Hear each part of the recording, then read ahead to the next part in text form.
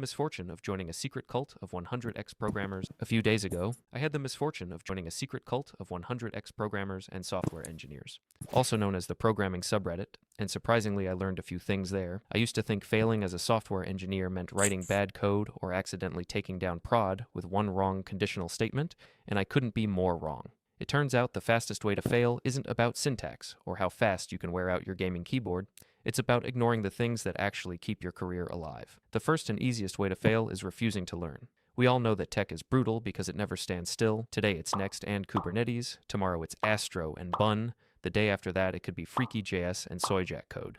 If you decide you've learned enough and stop paying attention, you'll be stuck maintaining code bases nobody else wants to touch. It doesn't mean Yeah. So basically, what you're trying to say, like, you have to be up to date. You can't just rely on things that you know is that because everything is basically updating. Like, you don't really tech, man. Tech, every day there's an updating tech. Like, Apple is bringing out something new, then Google is bringing out something new, then Amazon is bringing out something new. Google is bringing out something new. So it's like you always have to, it's like basically stay on top of everything that happens and occurs in the tech industry. So if you decide to like stay stuck on something, or stay true to your philosophy on this one thing, is like you basically fall apart. So it's basically like these, I guess, senior, and you can say, engineers or developers, like if they're still stuck on their old ways of thinking,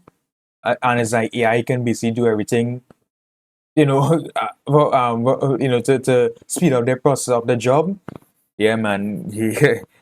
You cooked, man, because, bro, trust me, I'm sure there's other senior devs out there that are using AI to also help them speed up their process. And as I said earlier before, it's all about time. So as whoever does the job quickly and it's the cheapest, it's like, it's a win-win, man. So Bun. The day after that it could be Freaky JS and Soyjack code. If you decide you've learned enough and stop paying attention, you'll be stuck maintaining code bases nobody else wants to touch. It doesn't mean you need to jump on every shiny new framework like it's a TikTok trend, but you need to understand the shifts that actually stick. Think about all the devs who ignored mobile until the iPhone took over. Entire careers became obsolete almost overnight. Staying relevant means updating your toolkit just enough to not fall behind. Then there's communication. You could be the smartest coder in the room, but if you can't explain what you're building, you're a liability. yeah, yeah. And I think about it too as well, is that even that process is not hard to do, because all you can do is like tell ChatGPT as well, like, yo, give me like a summary or a document that I can give to my employer, or to a client on the product that I'm trying to build. So it's like, if you don't know how to explain, like, even if you might explain it word for word, right? It's like you can literally just use ChatGPT to like give you a summary of what the product is. So it's like, I said, well, come on, man, like, bro, common sense, guys. Staying relevant means updating your toolkit just enough to not fall behind. Then there's communication. You could be the smartest coder in the room, but if you can't explain what you're building, you're a liability. Skipping stand-ups, refusing to document, or hoarding knowledge like it's your secret weapon doesn't make you indispensable. It makes you the weakest link. And we all know that the only thing CEOs fear more than Mario is weak links. Every project is... Nah, I won't lie, bro. That is a diabolical video, man. I mean, picture, bro. That's diabolical, man. Come on, bro. I need to want to rewind that, bro. That's diabolical, bro. If you know, you know, man. Is a web of dependencies, and when you fail to communicate, those dependencies snap. Imagine a back-end engineer who changes an API contract without telling the front-end team. Suddenly, half the product breaks, deadlines slip, and the team is stuck in a custody battle to figure out who gets to keep the blame. Another express Yeah, man. Once you change those API routes, man, it's cooked. lane to failure is building in a vacuum. Engineers love elegant code, but elegant code that solves the wrong problem is worthless. You can spend weeks optimizing an algorithm to shave off milliseconds, but if the user still can't find the checkout button, your work doesn't matter.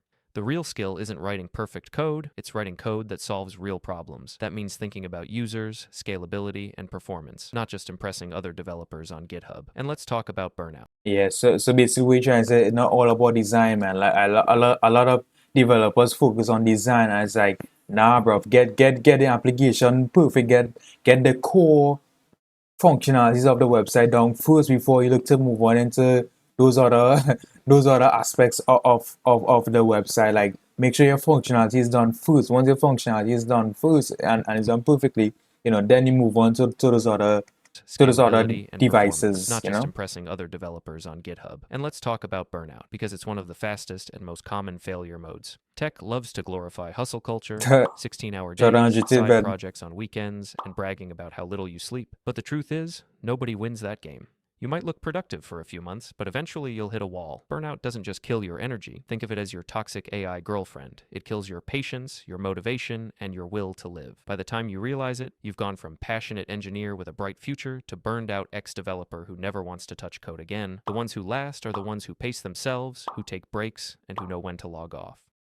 So basically what you're trying to say is that take breaks, guys. Don't and this is helpful for me as well too, because I myself kind of, I would say, like in the past 4 months, because I've really been grinding, that he is right, though. You really should take breaks, because there are times, I won't lie, that I do get a bit frustrated, and I'm like, man, I don't think I want to be a developer. So I've most definitely have those type of days.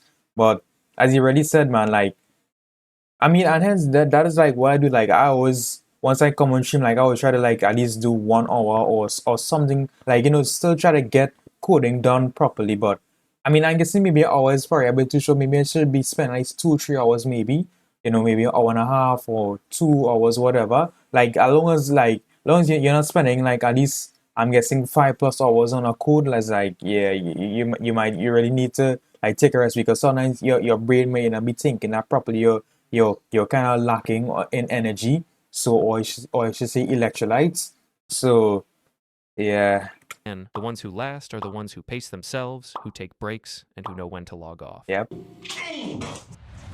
And here's the kicker. Technical skills alone won't save you. Neglecting soft skills is another guaranteed way to stall your career. Being the so-called rockstar engineer sounds cool until you realize you can't negotiate a deadline, can't explain technical debt to management, and can't work with people who don't think like you. Projects fail just as often because of poor collaboration as they do because of bad architecture. The engineers who move up, who get trusted with big responsibilities, are the ones who can bridge the gap between code and people. But to do all that, you can't just grind away at code like a monkey all day long. Luckily, today's sponsor... Oh, well, yeah. We ain't sponsored, bro. But so yeah, basically what he's trying to say, that you have to also be good at soft skills. Soft skills mean like communication and stuff like that. Like you have to like know how to negotiate, and basically be persuasive in the way how you speak to others. So it's like, it's not just about you being a very good coder, because you can be a very good coder, but you suck at communicating because you don't understand that other people, they don't think like you. They have a different mindset towards you. So you have to somewhat, understand that and try to like work around that with them. But I trust me, I know how it feels. It is annoying to like work with others that are not on your same level or your same mindset. So I mean, just at deal with it, man. Like it is what it is. It's reality. You can't change it. I mean, all you can really do is that hope that the person gets better. Like that's all I can genuinely say. So right, let's move on to Postman. Postman. I've seen, but not the video, but I've